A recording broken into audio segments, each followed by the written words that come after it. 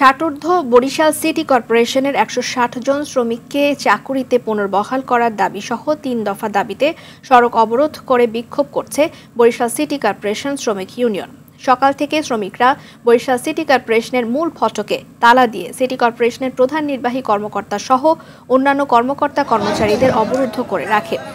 সড়ক অবরোধের কারণে নগরীর গুরুত্বপূর্ণ সড়ক চকবাজার এলাকায় যান চলাচল বন্ধ হয়ে যায়।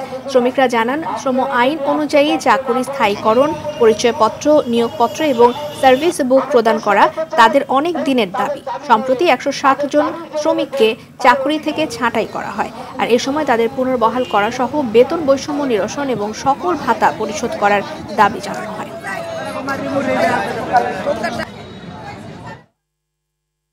এ বিষয়ে আরো জানাতে বরিশাল থেকে সরাসরি যুক্ত হচ্ছেন সহকর্মী আরিফুল ইসলাম। আরিফ, শ্রমিকদের আন্দোলনের বিষয়ে একটু জানতে চাই আপনার কাছে।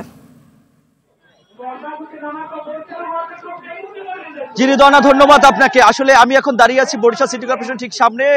সকাল থেকে কিন্তু এই সড়ক অবরোধ করে এই সাধারণ যারা শ্রমিক রয়েছেন তারা কিন্তু আন্দোলন করছেন। আপনি জানবেন যে বরিশাল সিটি কর্পোরেশন ইতিমধ্যেই ৬০ যারা রয়েছে তাদের মধ্যে ১৬০ জন শ্রমিককে তারা কিন্তু ছাঁটাই করেছে এবং ছাঁটাইয়ের প্রতিবাদে কিন্তু আজকে সিটি কর্পোরেশনের যে প্রধান ফটক রয়েছে একটু দেখা যাচ্ছে সেই ফটকে কিন্তু তারা তালা ঝুলিয়ে দিয়েছে এবং এই বরিশাল সিটি কর্পোরেশনের সামনে, পেছনে এবং সাইডে মোট ৩টি ফটক রয়েছে এবং প্রতিটি ফটকে কিন্তু তারা তালা ঝুলিয়ে দিয়েছে এবং সেই ভিতরে এখন এই সিটি কর্পোরেশনের প্রধান নির্বাহী কর্মকর্তা থেকে শুরু করে অন্যান্য যারা সিনিয়র কর্মকর্তারা কিন্তু সকলেই কিন্তু তারা এখানে অবস্থান করছেন এবং অনির্দিষ্টকালের জন্য তারা এই কর্মবিরতি করে যাচ্ছেন। তারা বারবারই বলে যাচ্ছেন যে আসলে কোনো ধরনের কোনো অনিয়ম দুর্নীতির ঊর্ধ্বেই উঠেই এই শ্রমিকরা কিন্তু তারা কাজ করছে, কিন্তু হঠাৎ করেই তাদেরকে আসলে ছাঁটাইয়ের প্রতিবাদ তারা জানিয়েছেন। তারা বলছেন যে তাদের ৩টি দাবি রয়েছে। এই দাবির মধ্যে চাকরি স্থায়ীকরণ এবং যে শ্রমিক আইন আছে সেই শ্রমিক আইন মেনে যেন তাদেরকে চাকরি করতে দেওয়া হয় সেই সুযোগটি দেওয়া হয় এবং তাদের পরিচয়পত্র, এই যে ৩টি দাবি রয়েছে এই 3টি দাবি তারা জোরালোভাবে পদক্ষেপ যেন গ্রহণ করে সরকার সিটি কর্পোরেশনের কর্মকর্তারা। এই লক্ষ্যে কিন্তু তারা আজকে